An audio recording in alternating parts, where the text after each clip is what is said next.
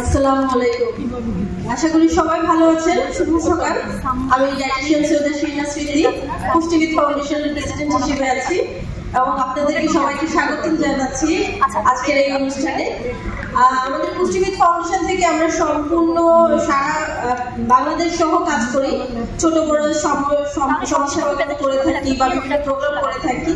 তো আমাদের সাথে আপনাদেরকেও কাজ করার জন্য সবাইকে ভলান্টিয়ার হোক অথবা নিজের উদ্যোগে হোক কাজ করার জন্য অবশ্যই আহ্বান জানাবো।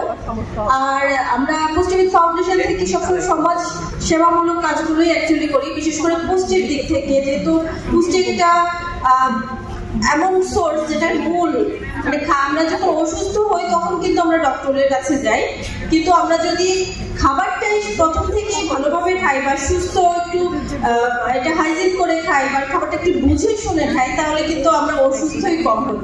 প্রিভেনশনটা একটু বেশি প্রয়োজন পড়ে। যদি আমরা প্রিভেনশনটা রাখি তাহলে আমাদের সমস্যাগুলো অ্যাকচুয়ালি হয় না। তো আমাদের রোগবালাই মূলত খাবার থেকে তৈরি হয়, আবার খাবার থেকেই এই রোগগুলোর উদ্ধারের জন্য কাজ হয়। তো আমি আশা করবো সবাইকে স্বাগতম জানাচ্ছি যে আজকের অনুষ্ঠানের জন্য, যেহেতু অনেক প্যানেলিস্টরা রয়ে গেছেন, আমাদের বিভিন্ন ধাপের কাজ রয়ে গেছে, তো সেগুলোর দিকে আগানোই মনে হয় আমাদের জন্য বেশি ভালো।